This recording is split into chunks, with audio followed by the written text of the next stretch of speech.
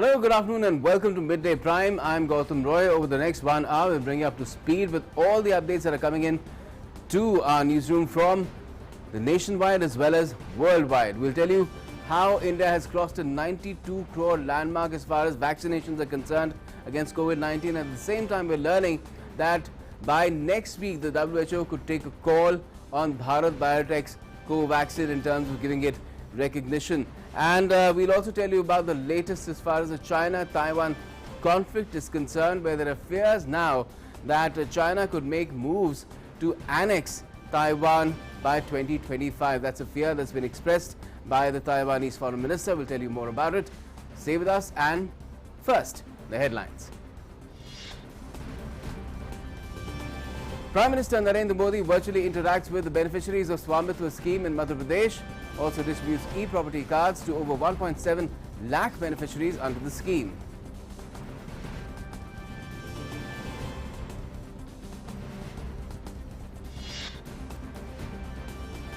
The PM says Swamithwa scheme helped people to take loans and other financial benefits in rural areas.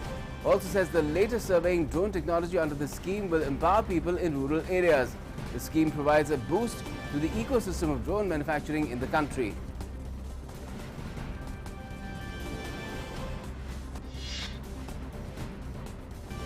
US President Joe Biden speaks to Chinese President Xi Jinping about Taiwan, and they agree to abide by the Taiwan Agreement.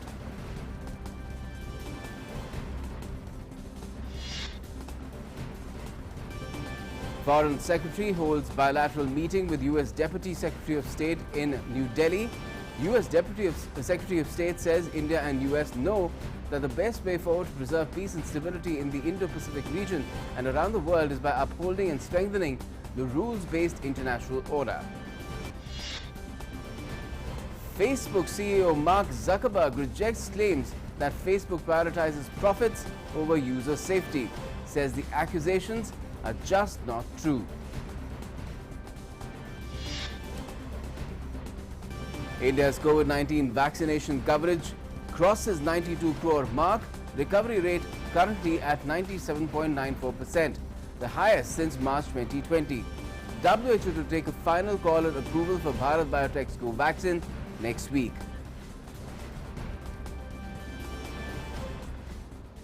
Let's now begin with the big news of the hour.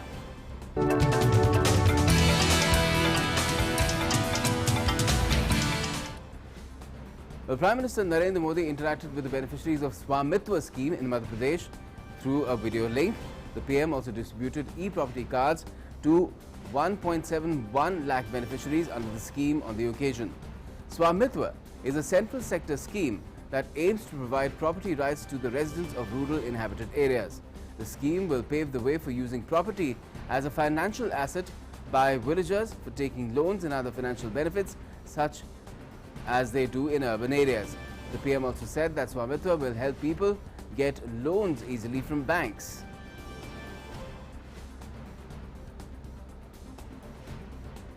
हाथ में होता है तो अनेक प्रकार की आशंकाएं खत्म हो जाती हैं। इससे गांव में नागरिकों की वित्तीय क्षमता हमेशा कम रहती है और कम होती जाती है। प्रॉपर्टी के पेपर ना होना एक विश्वव्यापी समस्या है। इसकी बहुत चर्चा नहीं होती, लेकिन बड़े-बड़े देशों की ये बहुत बड़ी चुनौती है। साथियों, स्कूल हो, अस्पताल हो, भंडारण की व्यवस्था हो, सड़क हो, नहर हो, फूड प्रोसेसिंग उद्योग हो, ऐसी हर व्यवस्था के निर्माण के लिए जमीन की जरूरत होती है। लेकिन जब रिकॉर्ड ही स्पष्ट नहीं होता तो ऐसे विकास कार्यों में सालों साल लग जाते हैं। इस अव्यवस्था से भारत के गांवों के विकास पर बहुत बुरा असर पड़ा है। देश के गांवों को, गांव की प्रॉपर्टी को, जमीन और घर से जुड़े रिकॉर्ड्स को अनिश्चितता और अविश्वास से निकालना बहुत जरूरी है। इसलिए पीएम स्वामित्व योजना गांव के हमारे भाइयों और बहनों की बहुत बड़ी ताकत बनने जा रही है. Well, the Swamithwa scheme also aims to demarcate inhabited lands in rural areas through the latest surveying drone technology. The scheme has also provided a boost to the ecosystem of drone manufacturing in the country. Drone वैज्ञानिक विधि से घरों का नक्शा खींच रहे हैं, बिना किसी भेदभाव के प्रॉपर्टी की निशानदेही कर रहे हैं. अभी तक देश के करीब 60 जिलों में ड्रोन ने ये काम पूरा कर लिया. इससे सटीक लैंड रिकॉर्ड्स और जीआईएस मैप की वजह से अब ग्राम पंचायतों को ग्राम पंचायत के डेवलपमेंट प्लान को बेहतर बनाने में भी मदद मिलेगी.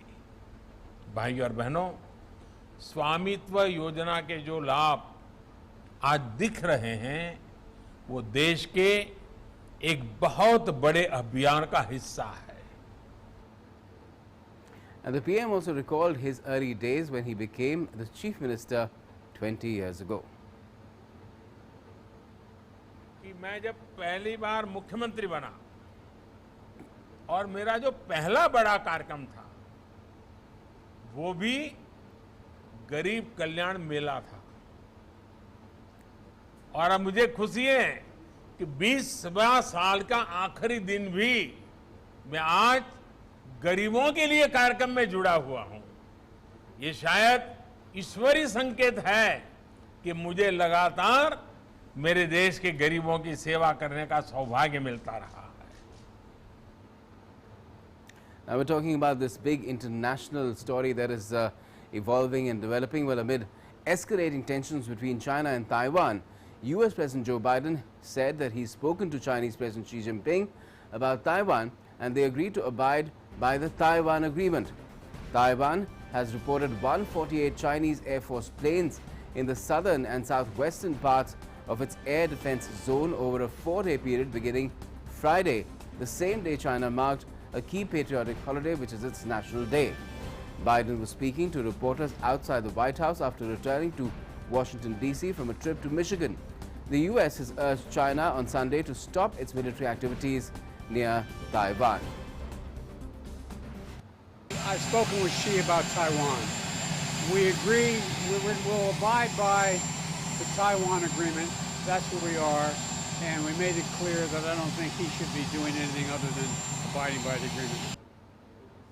Meanwhile, a group of French senators, including a former defense minister, arrived in Taiwan today. The delegation is led by Alain Richard, head of the French Senate's Taiwan Friendship Group, who was the country's defense minister from 1997 to 2002. Richard has visited Taiwan twice before in 2015 and 2018. Richard was joined by Senators Olivier Tadich, Els Joseph and Max Brisson. The 5-day-long visit will include meetings with Taiwan President Tsai Ing-wen and other senior officials.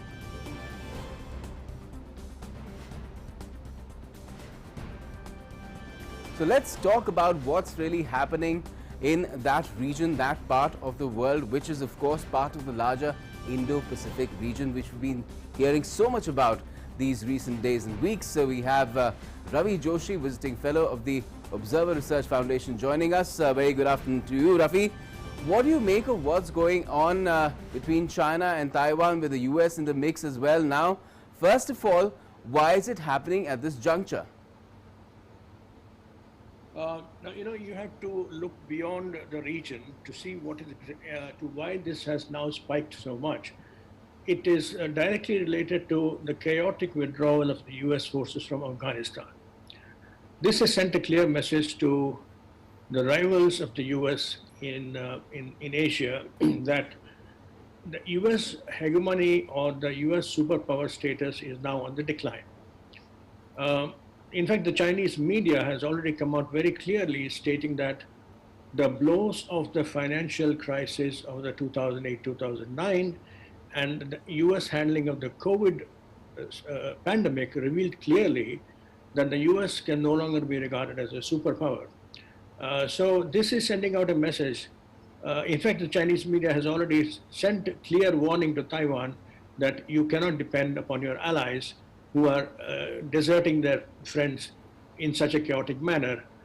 So after Afghanistan, Taiwan has no great friend. And in fact, Biden has clearly said no more wars when he withdrew from Afghanistan.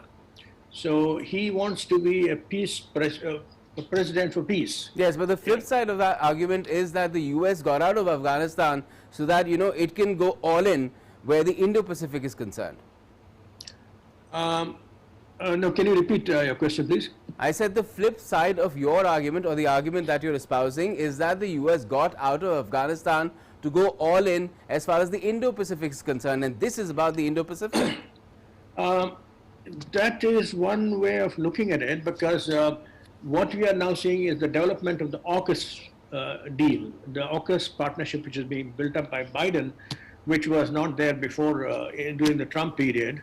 AUKUS is a new phenomenon which brings in US and Britain much more closely into the Indo-Pacific region by aligning with Australia and promising to build a nuclear submarine fleet for Australia.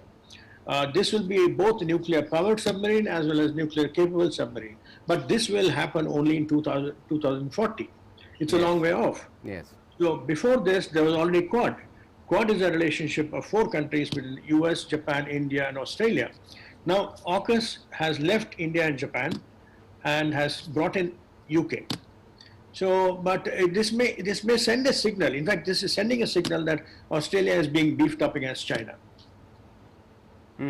And this shortage of chips, does that also have something to do with the current situation between China and Taiwan? Because globally there is a shortage, and Taiwan is a powerhouse of semiconductors and chips. Well, it may be one of the factors, because, you know, it is now widely believed that the next war or the next Third World War will be a cyber war, not really a nuclear war. And that is exactly what even the Taiwanese are expecting the Chinese to do. And China has been hitting Taiwanese security systems with about 20 million cyber attacks every month. So it is a major issue for Taiwan. And of course, the chip shortage will be one of the factors, because China is the largest importer of chips, and China's advances in research and technology, research and development in cyber technology is far ahead of US. And so it is positioning itself as the #1 superpower in cyber technology. Okay. Let's talk about the conversation that Biden referred to with President Xi, and he said that he told him that China should stick to the Taiwan Agreement. Now, which agreement is he really referring to here? Because I believe there's an agreement that the US has with Taiwan, and there's an agreement that the Chinese have with Taiwan as well. And what does this agreement really have in it? You know, the China-Taiwan agreement goes back to the period of 1945, when Chiang Kai-shek fled along with his nationalist army to this island of Taiwan. And then America intervened to bring about a negotiated settlement between Taiwan and China, so that they live in peace. And at that time, and you know, in fact, this situation remained unsteadily stable, but there was peace maintained in the region. But then it changed in 1971, when US had its diplomatic relations. Actually, the famous trip of Henry Kissinger from Islamabad to Beijing, and his meeting with Mao Zedong, which led to US thaw in its relations with China, that changed the entire game for Taiwan. Now, when US decided to establish full diplomatic relations with China in 1979, and it withdrew its forces which were stationed in Taiwan, and from 1980, it changed its defense pact with Taiwan into a Taiwan Relations Act. Okay. So the defense element became much less important. Right. Now, where does India stand in all this? Because so far, India has also, by and large, paid heed to China's insistence that you stick to the One China theory, the policy. Yeah. But are things changing there as well? Yeah, let me explain. The relationship between China and Taiwan is governed by this principle of one country, two systems. The same principle which governs Hong Kong. And in both the countries, what China has permitted them is to maintain a great amount of autonomy in their political systems. They can have democracy, they can have elections every 5 years, they can change their rulers and permit enormous amount of freedoms to their citizens, etc., etc. And Beijing will not interfere in the internal governance of both Hong Kong and Taiwan. But it changed last year when Beijing implemented a national security policy in relation to Hong Kong and brought in its own representatives as the puppet government of Hong Kong. Right. Which actually stifled the freedoms of the Hong Kong citizens. And this has led to several months of protest marches in Hong Kong, and there have been almost civil strife leading to deaths of innocent people. But Hong Kong's situation is sending a dangerous signal to Taiwan. And Taiwan has to learn from that if they cross the line, they could face the same situation as Hong Kong is facing. And Taiwan actually has been having various democratic governments, various kinds of rulers being elected. And in 2000, one of the prime ministers who was elected actually came on the platform of independence for Taiwan. Okay. And when he got elected, China got worried. But it did not do any overt actions. It let them talk it out, and within about another 8 years, the situation changed in favor of China. And the next government, which has now come in, which came into Taiwan, welcomed Chinese investment and gave liberal visas to Chinese nationals to visit Taiwan. And so they started building up a very strong economic partnership. So much so that the Chinese companies have invested largely, huge amounts of money into Taiwan. And the Chinese people, tourists are also visiting Taipei and other parts of Taiwan in great numbers. In fact, at the peak of it, it was about 4 million. Okay. Only last year it went down to 2 million. So when things have started deteriorating from that. Now, where can the situation lead to? Because you have the Taiwanese foreign minister saying that, he fears that there might be an invasion from China as early as 2025. Yeah. Now, before I come to that, I forgot to answer your query on India. Yes. Now, India does not have diplomatic relations with Taiwan. Okay. We recognize one China policy. So does the US. So does Europe. Most of the countries now around the world recognize one China policy, which means that they do not recognize Taiwan as a sovereign, independent country. So India recognizes Taiwan only as an economic partner, and we have established a commercial unit in Taipei. Just as America has established an American Institute in Taiwan, which provides consular and diplomatic facilities to the people of Taiwan and to the people of India. So we have a similar arrangement between Taipei and Delhi. So, and as far as this rising tension is concerned, India is maintaining a studied silence on the subject because it is difficult for India to intervene in any position. And so it makes no sense. Of course, we have been, as partners of Quad, we have been saying that the situation should be maintained as per the rule-based international order. In the Indo-Pacific, we are constantly insisting upon a rule-based international order. So that means that there should be no serious attempt made to destabilize the existing peace and harmony in the relations between the countries in the Indo-Pacific region. Okay.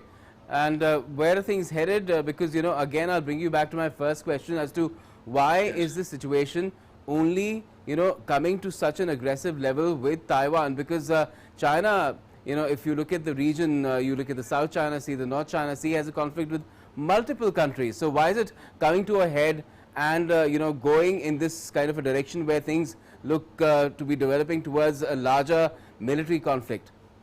Okay, now coming back to your point that the Taiwanese defense minister recently said that China is planning a full-scale invasion in another 2 years, 2024 or so, 2-3 years. Even the US Indo-Pacific Command chief has said that.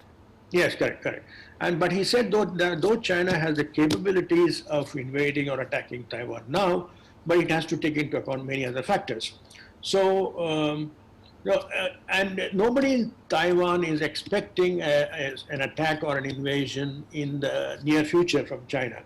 So the Taiwanese people are by and large maintaining a very studied calmness about this entire escalation of tension that China has introduced in the region by sending about 150 jet fighters into this across the Taiwan Straits into Taiwan land in the last 4 days, 4 to 5 days.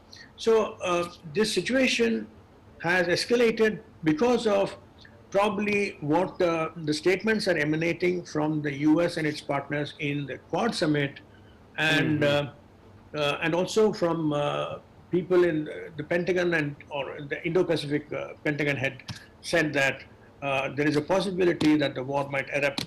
And so actually what irritates China is that the intervention or even vocal interventions, verbal interventions by US and European leaders or India and Australian leaders in the region irritates China. And they do not want anybody to give so much importance to either Hong Kong or Taiwan. And so China has upped the ante, as it were, and increased the tension. But nobody expects any war at this juncture. Okay, we'll have to see how things go then. And there's the possibility of a meeting later in the year, later in the month, in fact, between Joe Biden and Xi Jinping as well, in the backdrop of the G20 summit. Let's see if that happens, and Taiwan is taken up in that meeting as well. Thanks a lot for joining us for the moment, Mr. Joshi. Thank you. Okay, let's now move on to our developing story of the day.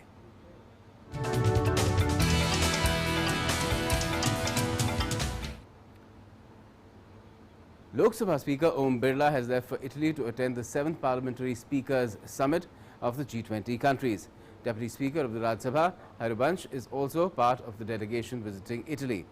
Lok Sabha Speaker in a tweet said that he will underline that India would lead the way forward towards ensuring better lives for people in the post-COVID-19 world. Vice President Venkaiah Naidu attended a civic reception hosted in his honour by the government of Tripura in Agartala today. The Vice President laid the foundation stone for climate-friendly roads to be constructed at a cost of 440 crore rupees under the Agartala Smart City Project Tripura in Agartala. He also launched various other related projects.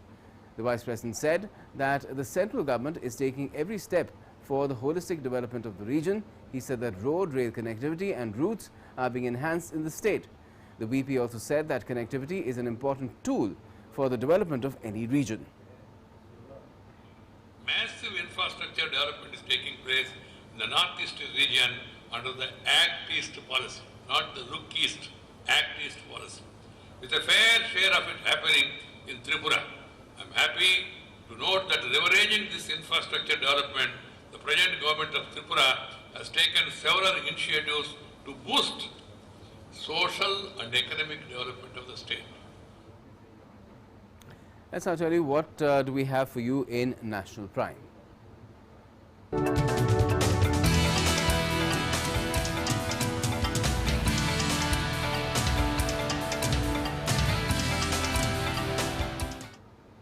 Well, India's Foreign Secretary Harshvardhan Shringla has held a meeting with US Deputy Secretary of State Wendy Sherman in New Delhi. They reviewed the India-US bilateral agenda and outcomes of Prime Minister Modi's recent visit to the US. They also exchanged views on regional issues pertaining to South Asia and the Indo-Pacific region and contemporary global issues. Deputy Secretary of State and Foreign Secretary will also participate today in a special session of the India Idea Summit organized by the US-India Business Council. Wendy Sherman will also call on External Affairs Minister and National Security Advisor.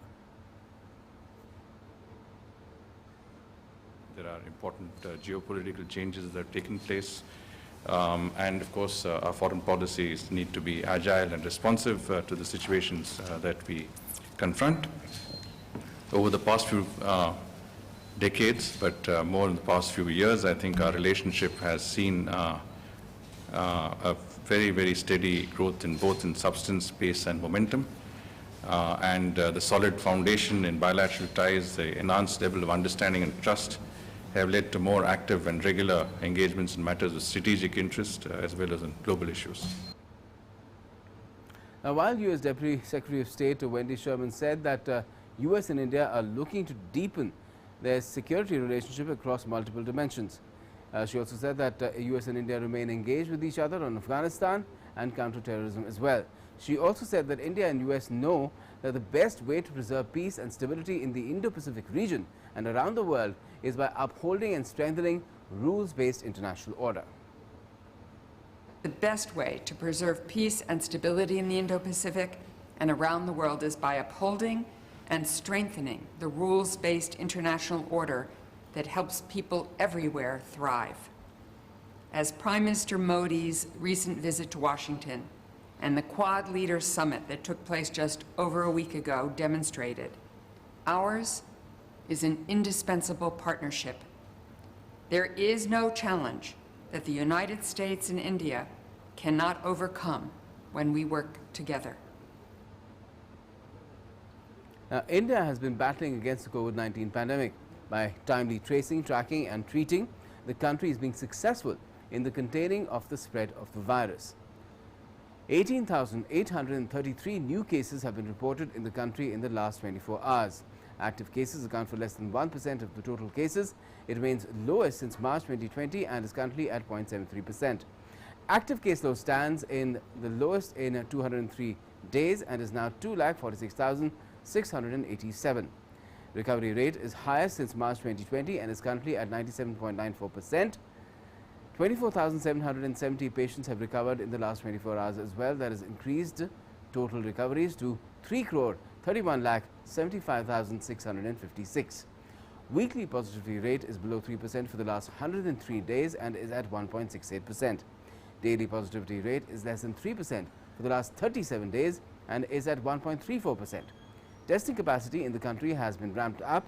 In the last 24 hours, 14,09,825 samples have been tested for COVID-19.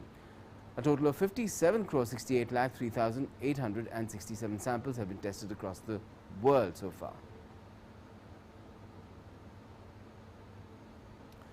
Also, in a significant achievement, India's COVID-19 vaccination coverage has crossed 92 crore landmark milestone. Over 92.17 crore vaccine doses have been administered so far under the national vaccination drive, while over 54.08 lakh vaccine doses were administered yesterday.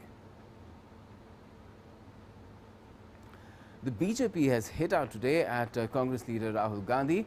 Addressing a press conference, BJP spokesperson Swamithwa said that irresponsibility has become the second name of Rahul Gandhi. मुझे लगता है कि हम सब की, चाहे हम राजनीतिक दल के, चाहे हम किसी संस्था के सदस्य क्यों न हो, हमारा मुख्य कर्तव्य होता है कि जब एक निष्पक्ष जांच होना हो या निष्पक्ष जांच चल रही हो, उस समय हम गैर जिम्मेदाराना टिप्पणी, बयान या इस प्रकार के बयानबाजी ना करें जिससे पक्षपात होता हो, जिससे न्याय नहीं होता।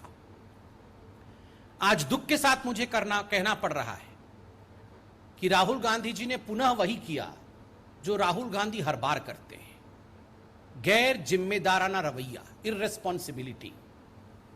Irresponsibility has become the second name of Mr. Rahul Gandhi.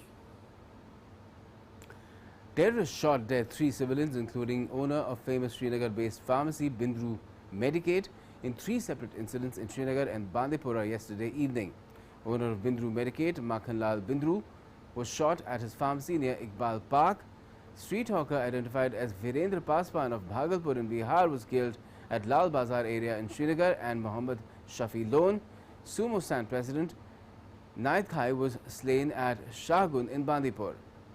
A major search operation has been underway ever since these incidents took place.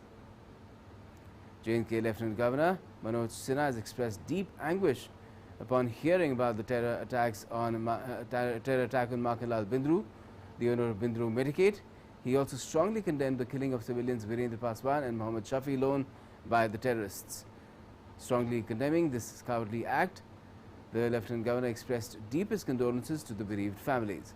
He said that the barbaric act of killing innocent people is against humanity.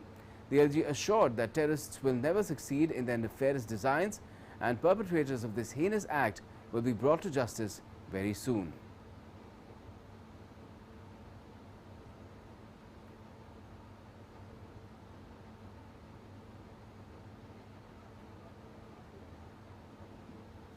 The Indian Air Force has conducted full dress rehearsal at Hindon Air Base in Ghaziabad ahead of the 89th anniversary of the Indian Air Force on the 8th of October. According to a press release issued by the Indian Air Force, the air display to mark the Air Force's 89th anniversary will commence at 8 in the morning with flag-bearing skydivers of the Akash Ganga team dropping out of an AN-32 aircraft in colourful canopies. Rehearsals for the display commenced from the 1st of October. The flypast would include heritage aircraft, modern transport aircraft and frontline fighter aircraft. The ceremony will conclude at 10:52 a.m. with a spellbinding aerobatic display. Arms swinging, heels digging, heads held high, proud of their blue Air Force uniform, heritage and हवाई करतब दिखाते हुए ये जितना आसान देखने में लग रहा है इसके पीछे on 1st of April 1954 in recognition of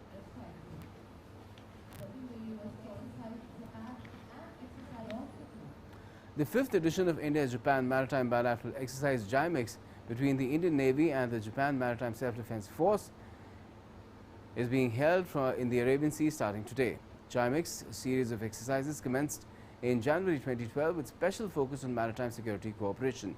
The last edition of JIMEX was conducted in September 2020.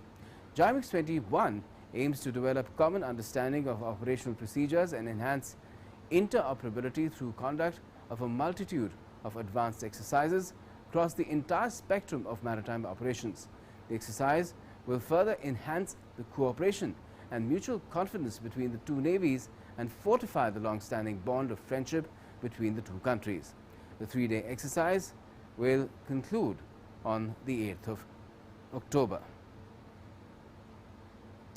And now in Midday Prime, it's time for all the news and updates from the world of business and economy.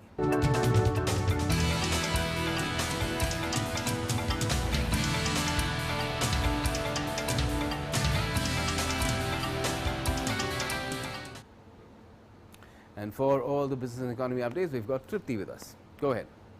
Thank you, Gautam. The domestic stock markets have moved between losses and gains so far on Wednesday. So after being in the green for most of the morning, the Sensex at the BSE lost ground in afternoon deals and had declined 361 points or 0.6% to 59,384 a short while ago. The Nifty at the National Stock Exchange had declined 112 points or 0.6% to 17,710. In the broader market, the BSE Mid-Cap Index had lost 0.8% while the Small Cap Index was trading flat at the moment. The top index losers on the BSE so far are Titan Company, IndusInd Bank, Bajaj Auto, Sun Pharma and HCL Tech with losses of between 1.5 and 2.1%. The top index gainers are HDFC Bank, HDFC, Bajaj Finance and Axis Bank with gains of between 0.7% and 1.6%. Other key Asian markets have also lost considerable ground on Wednesday as investors stayed jittery about inflation as oil prices hit new multi-year highs globally. So MSCI's broadest index of Asia-Pacific shares outside Japan fell 0.3%. Japan's Nikkei 225 index lost 1.1%. South Korea's Kospi index slumped 1.8% and Hong Kong's Hang Seng index shed 0.7%. The Chinese market remained closed for holidays. Well, global oil prices had hit a 3-year high in the previous session, driven by concerns about energy supply and a decision on Monday by the OPEC Plus, a group of producers, to stick to a planned output increase rather than raising it further.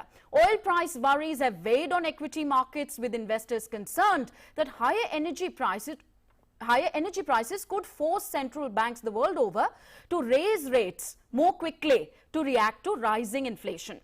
So US crude oil prices rose for a 5th day on Wednesday to their highest since 2014. Amid global concerns about energy supply on signs of tightness in crude, natural gas and coal markets.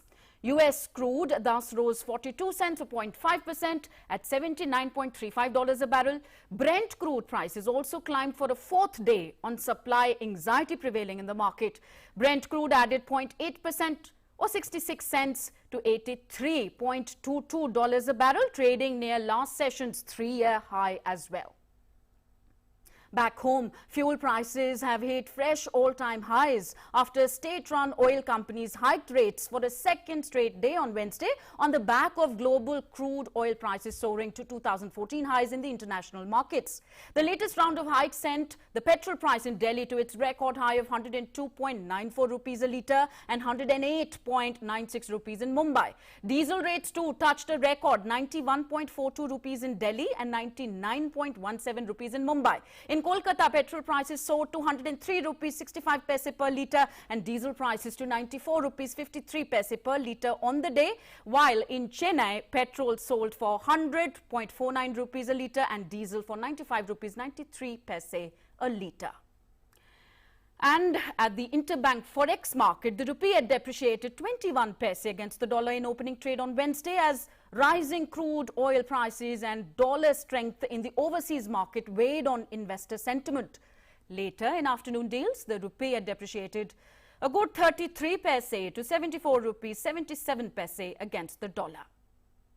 At the multi-commodity exchange, both gold and silver once again are trading on the lower side of the multi-commodity exchange. Gold had dropped 187 rupees to 46,570 rupees per 10 grams. Silver, on the other hand, was also facing selling pressure and had weakened 446 rupees to trade at 60,540 rupees per kilo. The Road Transport and Highways Ministry has issued notification on incentives and disincentives pertaining to the vehicle scrapping policy. In the policy, there is a system of incentives and disincentives to nudge vehicle owners to discard their old and polluting vehicles which have higher maintenance and fuel consumption costs. The ministry said as an incentive, there will be a waiver of the fee for issue of certificate of registration for a new vehicle purchased against the authority of the certificate of deposit issued by a registered vehicle scrapping facility for a vehicle being scrapped. So the ministry said that from 1st of April next year, the charge for renewing the license of a 15-year-old car will be 5,000 rupees and registration of a new vehicle will cost only 600 rupees. The charges for registration of renewal of bikes older than 15 years will be 1,000 rupees, but registering new vehicles will cost only 300 rupees. The vehicle scrapping policy is expected to boost sales of automobile manufacturers, leading to higher production capacity utilization. So this is in line with Nirmala Sitharaman Finance Minister addressing in her budget speech to announce the vehicle scrapping policy. That's it in Business Prime for the moment. For other updates coming in, let's go back to Gautam. Gautam, over to you. Thank you, Tanvi. And now it's time to get you all the updates from around the globe as well.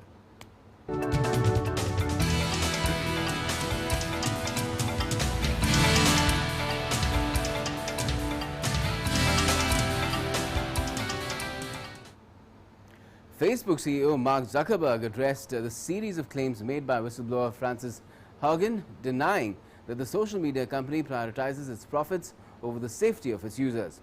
In a Facebook post, Zuckerberg wrote, "At the heart of these accusations is the idea that we prioritize profit over safety and well-being. That's just not true." He added that the argument that we deliberately push content that makes people angry for profit is deeply illogical. We make money from ads and advertisers consistently tell us they don't want their ads next to harmful or angry content. And I don't know any tech company that sets out to build products that make people angry or depressed. Earlier, Facebook whistleblower Frances Haugen testified before the US Congress on Tuesday. Haugen's testimony raised concerns from activists and researchers that Facebook systematically promotes harmful content and encourages engagement at all costs. The lawmakers accused Facebook CEO Mark Zuckerberg of pushing for higher profits while being cavalier about user safety. They demanded regulators investigate whistleblower accusations that the social media company harms children and stokes divisions. Lawmakers called for Zuckerberg to testify before the committee and for the Securities and Exchange Commission and Federal Trade Commission to investigate the company. US President Joe Biden has warned that the United States risks losing its edge in the global economy if the Congress doesn't pass his twin economic packages. Biden traveled to Michigan to stump for the $1.2 trillion US bipartisan infrastructure plan, which has been stalled in the House by Democratic progressives who want to see a separate $3.5 trillion US spending plan approved in the Congress. The Senate has already passed the infrastructure bill, but the legislation has been slowed in the House by progressives who are using it as leverage for the larger spending package, which is part of Biden's social and economic agenda. These bills are not about left versus right, or moderate versus progressive, or anything that pits Americans against one another. These bills are about competitiveness versus complacency. They're about opportunity versus decay. They're about leading the world or continuing to let the world pass us by, which is literally happening. To support these investments is to create a rising America. America is still the largest economy in the world. We still have the most productive workers and the most innovative minds in the world. But we risk losing our edge as a nation. Our infrastructure used to be the best in the world, literally, not figuratively. Today, according to the World Economic Forum, we rank 13th. Our infrastructure, 12 nations have a better infrastructure than we do, which means they can move product, they can do so many things better than we can do it. So, the stakes are pretty high. Well, the European Union's 27 leaders met for a roundtable discussion during a summit in Slovenia on Tuesday, focusing on the EU's approach to dealings with China and with the United States. The summit, held at the Slovenian border state, is the first one on Sino-European strategy since the bloc imposed sanctions on Beijing in March, drawing retaliation that jeopardized a new investment pact. The leaders also deliberated over how to forge a more forceful European foreign policy after Washington ignored European pleas to extend the pullout from Afghanistan and formed a partnership with Australia and Britain to counter China that excluded France. European Council President Charles Michel said that the bloc had to show collective intelligence to shape its response to the developments. The EU leaders will be joined today by the 6 Balkan countries, hoping one day to join the bloc. French President Emmanuel Macron has said he hoped to close a rift with the US and his counterpart Joe Biden when the two leaders meet in Rome at the end of this month. Macron, who is in Slovenia for the EU summit, said he wanted the longtime allies to work together once again in good faith. Reconciliation at the Group of 20 summit in October 31st and 30th would follow a Biden-Macron phone call last month and potentially end a transatlantic row triggered last month by the United States' negotiation in secret of a military pact known as AUKUS with Australia and Britain to counter China, excluding France. Earlier, the French President and US Secretary of State Antony Blinken held talks in Paris, the French leaders' first meeting with the US officials since the AUKUS furor plunged the two countries' relations into crisis. The development on Tuesday came as US President Joe Biden's administration moved to repair the damage caused to ties by excluding France from AUKUS, which is a new security initiative involving the US, the UK, as well as Australia. More oil spill off the southern California coast has left fish dead, birds washing up on shore, and miles of beaches closed. The US Coast Guard has said a massive oil spill was caused by a displaced pipeline. Seeing the intensity of the oil spill, the US Department of Transportation said the entire pipeline should remain shut until ordered to be reopened. A leak in a pipeline was detected on Saturday morning by Pipeline Amplify Energy Corp, which owns the pipeline and connected rigs. Roughly 3,000 barrels of oil were spilled into the Pacific Ocean. The chief executive of the company said the oil appears to have leaked through a 13-inch gash in the pipe, which was pulled like a bowstring about 105 feet from where it should have been. The moment of the pipeline was discovered by divers and remotely operated vehicles.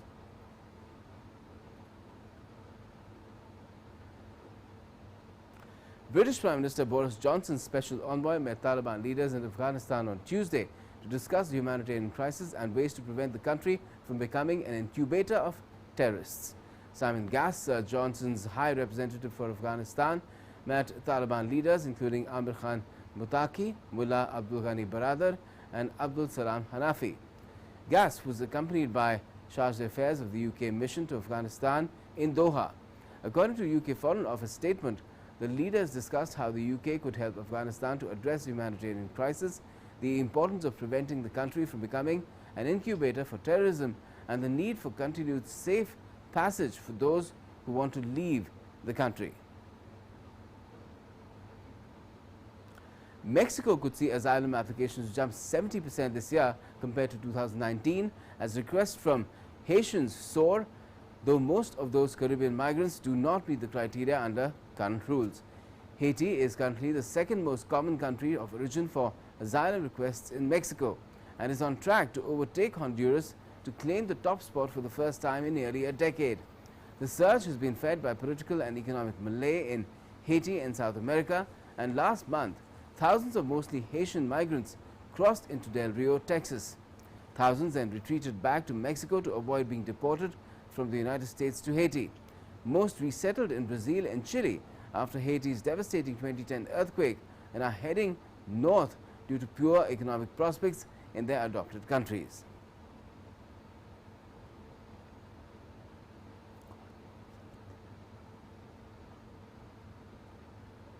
And it's time now to get you all the sporting updates.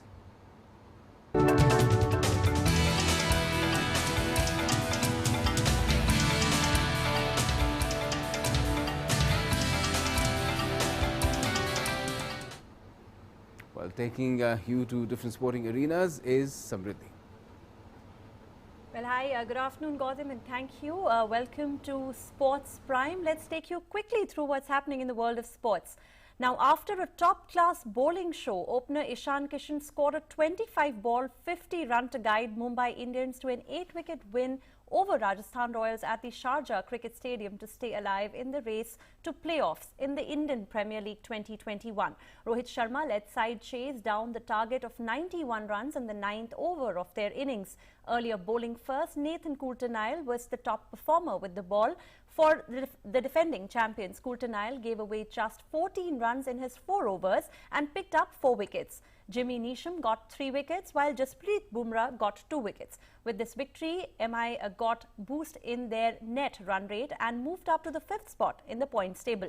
Now, if they win their final league stage clash against Sunrisers Hyderabad, then they will have a better chance to qualify for the playoffs, while Rajasthan Royals need to win their final fixture against Kolkata Knight Riders and depend on other performances to get through in the final hour. Meanwhile, in terms of significance, the Royal Challengers Bangalore still have a lot to play for in their remaining 2 matches. If they win those 2 games against Sunrisers Hyderabad today and Delhi Capitals on Friday, they will leapfrog into the 2nd place if Chennai Super Kings lose their final match against Punjab Kings tomorrow. Royal Challengers are unlikely to tinker with the combination that has worked so well in the last few matches of the UAE leg of this season. Sunrisers, on the other hand, have the freedom to experiment with players that have not had a sustained run in the playing 11. They might also want to test the temperament of some players ahead of the auction. Moving to hockey, India on Tuesday pulled out of next year's Birmingham Commonwealth Games hockey competition. Hockey India says focus is on Asian Games, and Hockey India also cited COVID-19 concerns in UK's discriminatory quarantine rules for travellers from across the country. Hockey India reasoned that there is only a 32-day window available between Birmingham Games and the Hangzhou Asian Games, and it can't risk sending its players to the UK, which has been one of the worst affected countries by the coronavirus pandemic. Moving on to Euro 2024, UEFA unveiled the official logo for Euro 2024 to be staged in Germany at a launch on Tuesday at the Olympic Stadium in Berlin. UEFA President Alexander Kafrin said he was confident the special competition will be the best Euro ever. The tournament logo is derived from UEFA's 55 member association flags and their colours, which assemble in various combinations, reflecting the shape of the Olympiastadion roof. The famous Henry Delaunay Cup features at the center of the logo, while the 24 coloured slices around the trophy represent the 24 participating teams. The 51 Euro 2024 matches will be held across 10 host venues in Germany in June and July 2024, with the full match schedule set to be confirmed in early 2022. Well, that's all from sports for now. Back to you, Gautam. Thanks, Simriddhi. Now let's tell you what we have in Life Prime, which is the segment which is all about the softer side of hard-boiled news.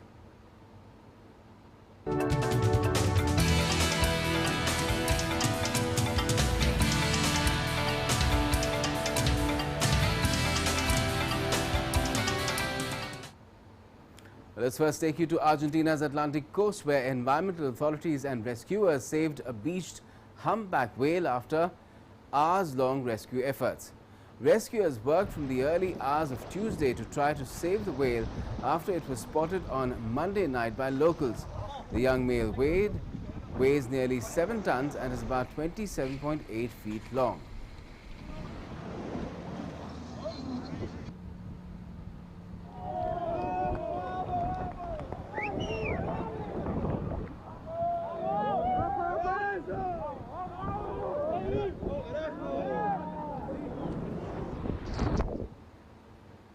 Now, a collaboration of scientists from Sydney Institute of Marine Science, the University of New South Wales and Macquarie University have successfully brought back marine life to the Sydney harbour. The collaborators have assembled for a project called Living Seawalls, with an aim to revive biodiversity at the harbours and other areas built near the coastlines. The Living Seawalls project has installed over 1,000 of these specifically designed panels onto existing seawalls in Sydney, mimicking the natural shoreline ecosystem like rock pools and mangroves with its nooks and crevices. In Japan, some 400,000 cosmos plants are now in full bloom in Gunma Prefecture, delighting visitors. Cosmos flowers in yellow, pink and white blanketed now unused mulberry plantation on a hill in Takasaki City. Local people have planted and cared for the flowers over 20 years. Visitors enjoy the blooms, taking pictures, walking through 200 meters of the flower maze. The flowers will be in bloom until the end of October.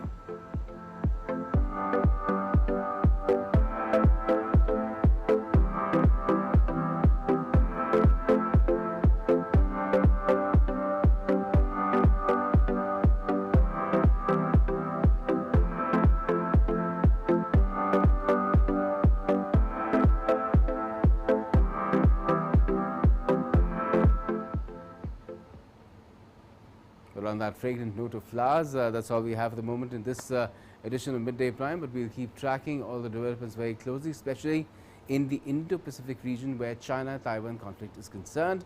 Stay updated on that on DD India anytime, all the time, and stay with us.